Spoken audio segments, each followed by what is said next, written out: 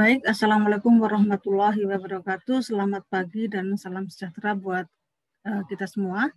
Alhamdulillah pada pagi hari ini kita bertemu kembali dalam mata kuliah Teknik Penulisan Karya Ilmiah. Sebelum saya memulai materi hari ini, yaitu mengenai sosialisasi karya ilmiah, saya akan sedikit memberikan penekanan-penekanan. Jadi berdasarkan tugas yang sudah Bapak Ibu kumpulkan pada tugas 1 dan tugas 2, ada beberapa hal yang kelihatannya masih harus saya garis bawahi dan beberapa saya rangkum di sini. Saya tidak menampilkan tugas panjenengan semua, tetapi saya memberikan contoh dan dari situ pastinya panjenengan bisa nanti mengevaluasi karya ilmiah yang panjenengan susun, apakah seperti itu atau tidak, gitu ya. Hal yang kelihatannya masih belum banyak diaplikasikan dari materi kita sebelumnya adalah terkait dengan plagiarisme dan etika, serta penulisan rujukan atau sitasi, dan juga penulisan referensi abstrak, gitu ya. Itu yang beberapa hal yang masih perlu kita evaluasi kembali. Nah, di sini saya akan menampilkan contoh-contoh dari plagiarisme. Jadi kemarin dari makalah-makalah panjenengan itu banyak kalimat-kalimat ya dalam badan tulisan itu yang itu sebenarnya mensitasi atau merujuk pada tulisan orang lain, tetapi tidak ditulis sumbernya. Nah, hal yang seperti itu dalam sebuah karya ilmiah itu tidak diperbolehkan. Itu yang disebut sebagai plagiarisme ya. Jadi plagiat, kalau kita lihat di sini, dalam Permendiknas nomor 17 tahun 2010 adalah suatu perbuatan sengaja ataupun tidak sengaja. Ya. Walaupun tidak sengaja, itu bisa dikategorikan plagiarisme juga ya. Dalam memperoleh atau mencoba memperoleh kredit atau nilai sebuah karya ilmiah dengan mengutip sebagian dan atau seluruh karya ilmiah pihak lain yang diakui sebagai karya ilmiahnya tanpa menyatakan sumber secara tepat dan memadai. Beberapa, sebagian, agak lumayan banyak, saya lihat masih seperti itu. Dan itu tidak diperbolehkan karena itu juga melanggar hak cipta atau hak karya orang lain. Ya. Pemerintah dalam rangka menghargai hak cipta orang lain, hasil pemikiran orang lain, itu bahkan memberikan sanksi bagi mereka yang melakukan plagiarisme gitu ya. Kalau untuk PNS, sanksinya adalah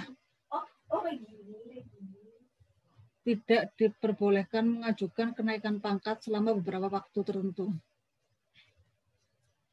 Nah, contoh dari plagiarisme. Nanti akan kita lihat, tetapi kenapa sih itu terjadi? Nah, itu yang kadang-kadang juga menjadi pertanyaan buat kita. Nah, paper yang dibuat mahasiswa itu biasanya katanya ini, kata survei yang dibuat gitu ya. Mereka melakukan itu karena waktunya terbatas, sehingga sekedar meng-copy paste dari internet saja. Dan saya sebenarnya tidak berharap untuk mata kuliah ini karena tugas kan saya berikan jauh-jauh hari ya, sudah jauh-jauh hari.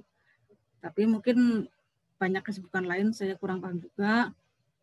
Kemudian ini yang juga kadang terjadi, ada suatu hibah kompetitif dengan dana besar, menggiurkan gitu ya, dari pemerintah tiap tahun meluncurkan program itu. Tapi kemampuannya terbatas, sehingga dengan mudah dia akan mengambil disertasi atau laporan riset orang lain. Bahkan ketika itu mengambil dari disertasi sendiri, itu juga sebenarnya masuk kategori plagiarisme ya, atau self-plagiarism. Jadi mencetak ide tanpa sulam, pemikiran sendiri. Walaupun itu pemikiran sendiri, kalau itu sudah dipublikasikan dalam sebuah jurnal, itu mestinya ada sumber citasinya.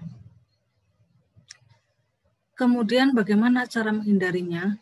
Ini ada hasil riset gitu ya. Gimana sih cara menghindari plagiarisme? Yang pertama, kita harus mempunyai kebiasaan menulis yang baik. Ya. Kebiasaan menulis yang baik. Menulis yang baik itu seperti apa? Saya kira sudah kita bahas pada pertemuan-pertemuan sebelumnya. Ya, tentu kita harus banyak membaca dan sebagainya ya. Kemudian ini yang tidak boleh juga kita lupakan, yaitu kita memberikan tanda kutip dan mencantumkan sumber dan tahun ketika mengutip karya orang lain, gitu ya. Tanda kutip tidak harus sekali, tapi yang paling penting adalah bahwa kita mencantumkan sumber dan tahunnya ketika mengutip karya orang lain. Itu harus betul-betul kita kita tekankan pada diri sendiri. Jangan sampai kita melakukan plagiarisme gitu, karena itu melanggar hasil karya orang lain juga gitu. Kemudian membuat parafrase. Parafrase itu apa?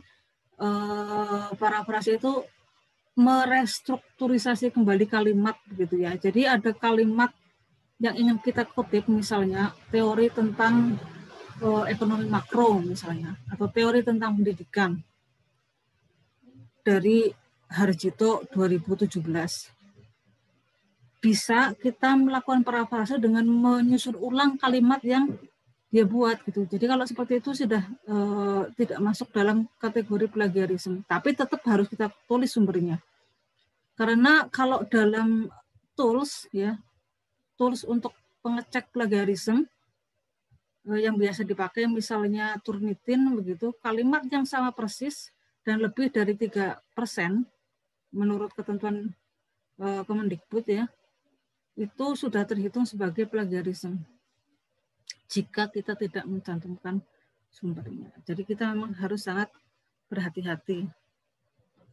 Kalau kita membuat parafrase itu jauh lebih aman karena kalimatnya kan nggak sama persis, jadi tidak akan terdeteksi oleh tadi itu tools yang kita pakai untuk plagiarisme check.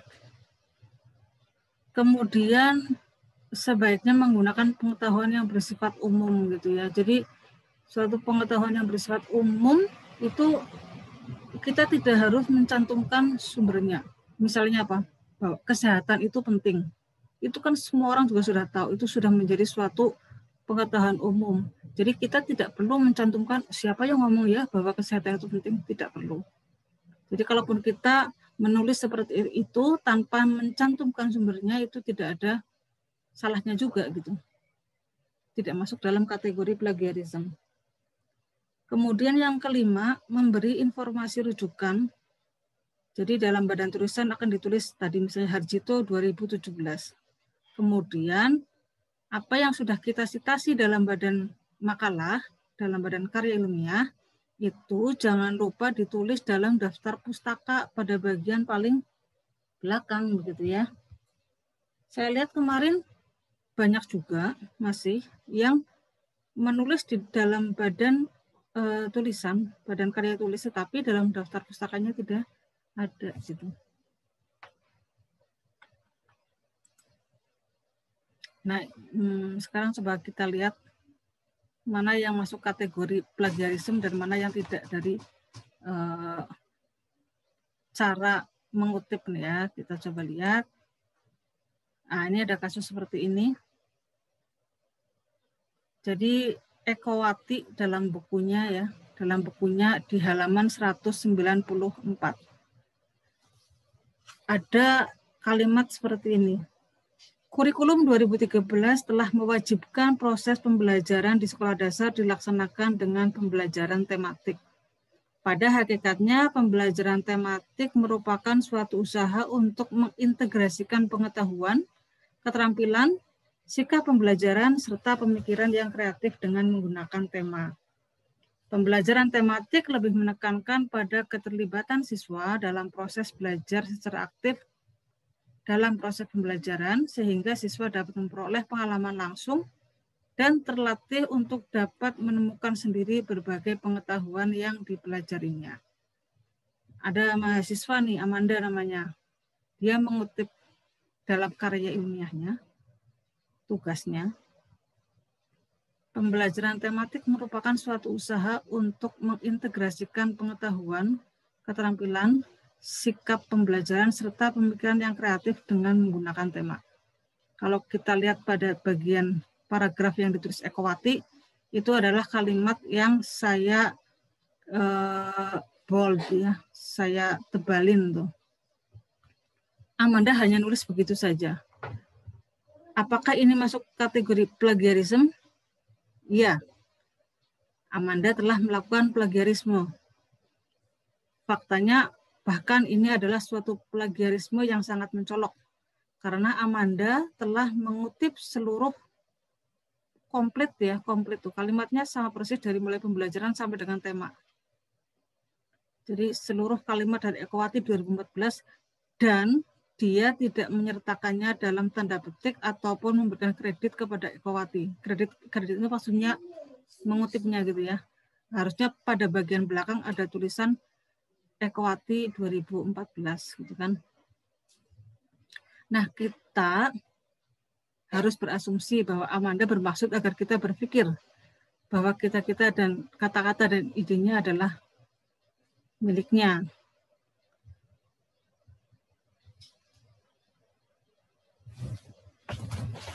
Berikutnya, Kevin. Kalau kita lihat apa yang dikutip oleh Kevin adalah pada bagian yang saya pertebal kalimatnya. Pada bagian kiri itu jadi Ekowati 2014-nya.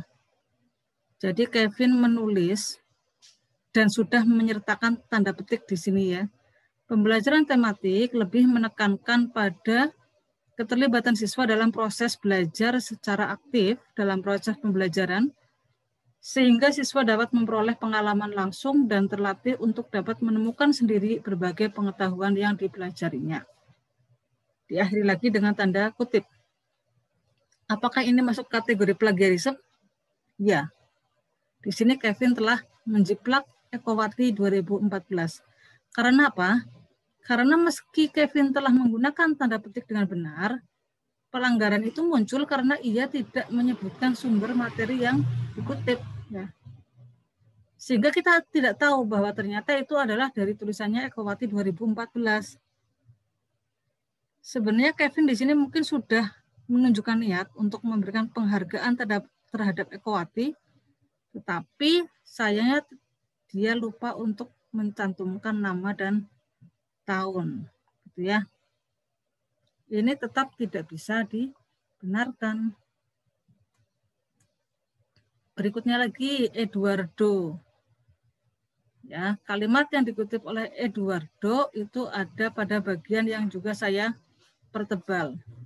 Di sini Eduardo dalam kalimatnya dia menulis, Ekowati mengatakan bahwa pada hakikatnya pembelajaran tematik merupakan suatu usaha untuk mengintegrasikan pengetahuan, keterampilan, sikap, pembelajaran, serta pemikiran yang kreatif dengan menggunakan tema. Apakah ini termasuk plagiarisme? Tentu tidak. Karena apa? Karena di sini Eduardo mencantumkan Ekowati-nya. Hanya saja sayangnya Eduardo tidak mencantumkan tahunnya. Ya. Nanti di sini tinggal ditambahkan saja Ekowati dalam kurung 2014. Itu yang paling tepat seperti itu. Nah, yang terakhir nih Vijay. Vijay yang dia kutip adalah pada bagian terakhir dari paragraf yang ditulis Ekowati. Di sini dia menulis Ekowati 2014 berpendapat bahwa pembelajaran tematik bertujuan agar siswa dapat memperoleh pengalaman langsung dan terlatih mandiri. Nah, ini adalah yang paling tepat. Karena apa? Di sini dia mencantumkan nama penulisnya, yaitu Ekowati, mencantumkan tahunnya, dan sekaligus si Vijay ini dia melakukan parafrase. Ya, dia tidak betul-betul mengutip secara tepat, mengutip secara benar-benar sama 100% kalimatnya Ekowati ya. Kalau Bapak Ibu bisa lihat pada kalimat terakhirnya Ekowati kan ditulis sehingga siswa dapat memperoleh pengalaman langsung dan terlatih untuk dapat menemukan sendiri berbagai pengetahuan yang dipelajarinya. Nah, di sini Vijay dia menulis, Equati 2014 berpendapat bahwa pembelajaran tematik bertujuan agar siswa dapat memperoleh pengalaman langsung dan terlatih mandiri. Kalimatnya Equati yang menemukan sendiri berbagai pengetahuan yang dipelajarinya itu diparafrase oleh Vijay sebagai mandiri, dan itu memang betul gitu ya. Ini adalah kategori penulisan sitasi yang paling direkomendasikan sebenarnya. Jadi di sini Vijay tidak menjiplak, dia menuliskan nama penulisnya, nama tahunnya, kemudian dia juga sekaligus melakukan parafrase. Ya, di sini tidak perlu ada tanda kutip. Karena apa? Karena kata-katanya itu tidak diambil 100% utuh dari kata-kata si Equati. Itu caranya melakukan sitasi yang benar itu seperti itu. Berikutnya yang juga saya garis bawahi lagi adalah dalam cara menulis abstrak. Ya. Jadi pada umumnya abstrak ini ditulis dalam suatu paragraf yang terdiri dari 100 sampai dengan 250 kata yang berisi ringkasan, tujuan, metode, hasil, dan kesimpulan saran. Artinya apa? Abstrak itu meliputi keseluruhan atau ringkasan dari seluruh karya tulis. Ya, tetapi kalau kita lihat bahwa abstrak itu hanya terdiri dari 100 sampai 250 kata, maka artinya apa? Itu harus betul-betul tulisan yang singkat dan padat. Dan itu yang ini. Nah, ini yang harus saya tekankan lagi, bahwa itu hanya dalam satu paragraf ya. Jadi jangan buat paragraf 3 sampai 4 untuk sebuah abstrak. Itu tidak dibenarkan. Abstrak itu hanya berisi satu paragraf. Nah, apa saja yang perlu ditonjolkan dalam menulis abstrak? Itu yang pertama, kita perlu menyebutkan tujuan penulisan dengan jelas pada kalimat pertama. Atau beberapa penulis juga menuliskan ini pada kalimat kedua. Jadi kalimat pertama ditulis untuk menuliskan secara singkat latar belakang dari suatu karya ilmiah tersebut, gitu ya. Seperti itu masih diperbolehkan. Jadi kalau mau menyebutkan latar belakangnya dulu enggak apa-apa di kalimat pertama, dan kalimat berikutnya adalah tujuan dari penulisan. Bisa juga dilakukan dengan langsung menyebutkan tujuan penulisannya. Berikutnya adalah metode yang digunakan. Di sini Bapak Ibu harus sebaiknya menyebutkan dengan jelas pendekatan yang digunakan. Apakah ini sebuah kajian teori ataukah hasil penelitian ya. Kalau kajian teori itu adalah yang menjadi tugas buat panjenengan semua gitu kan, review. Kemudian yang kedua, mestinya menyebutkan desain dan metodologi penelitian yang digunakan. Secara singkat saja tapi clear gitu. Kemudian yang ketiga, menjelaskan garis besar metodologi yang digunakan tanpa harus terperangkap pada detail gitu ya. Jadi cukup garis besar tapi jelas dan kita punya gambaran gitu. Tidak usah detail kayak nulis bab 3 itu enggak seperti itu. Itu nanti gitu. Kemudian yang ketiga, jelaskan temuan pokok yang diperoleh sesuai dengan tujuan penelitian. Tujuan penelitiannya apa? Yaitu yang akan dituliskan sebagai hasil yang panjenengan dapatkan gitu kan.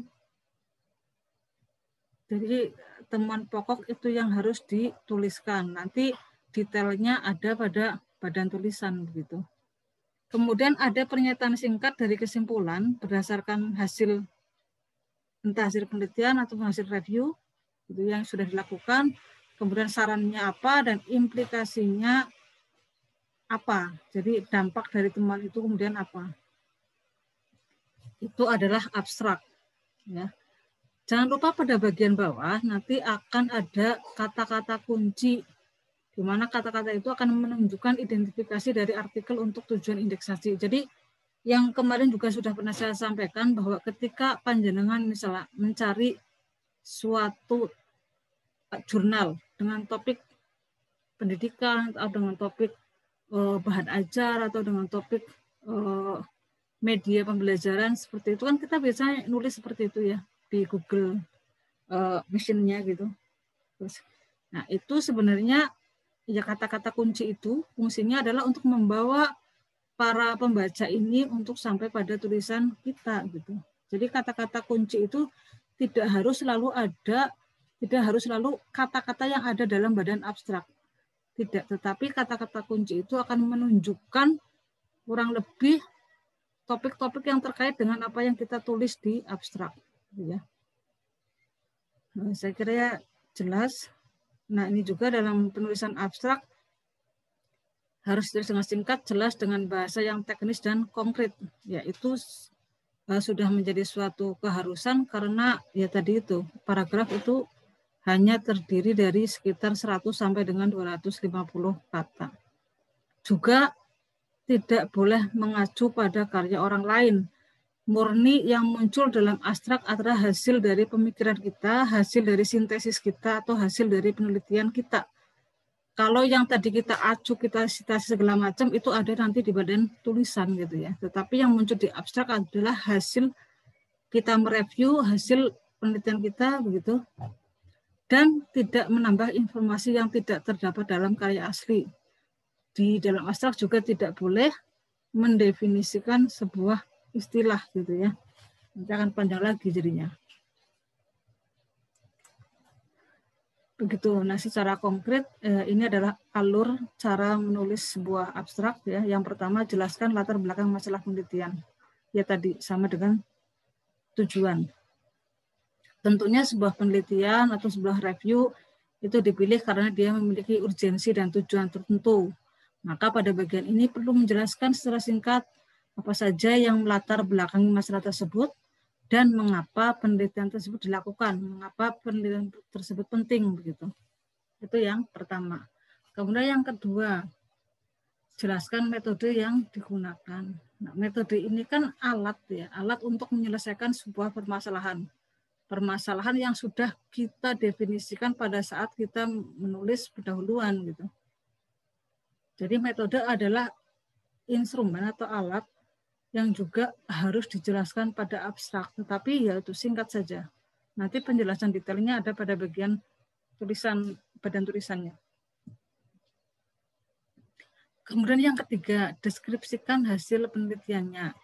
Pada bagian ini dia bertujuan untuk menjelaskan secara singkat hasil penelitian, baik berupa hal yang didapat pada saat melakukan penelitian maupun pada saat review ya. Jadi tergantung jenis karya ilmiah yang kita akan sajikan.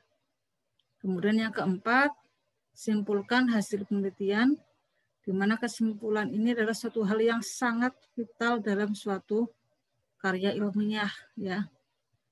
Kalimat-kalimatnya harus betul-betul menunjukkan atau menjawab tujuan yang panjenengan sudah definisikan di awal.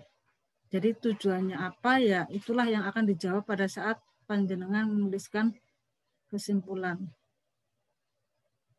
Jadi keseluruhan penelitian akan disimpulkan di sini hanya dalam beberapa kalimat saja. Nah, ini yang kelima, berikan kata kunci di akhir paragraf, di mana kata kunci ini berguna untuk memudahkan pencarian secara online. Dan kata kunci dapat dipilih dari kata-kata yang ada pada judul penelitian, ada dalam badan abstrak maupun yang tidak ada dalam abstrak. Itu diperbolehkan selama memang masih terkait begitu.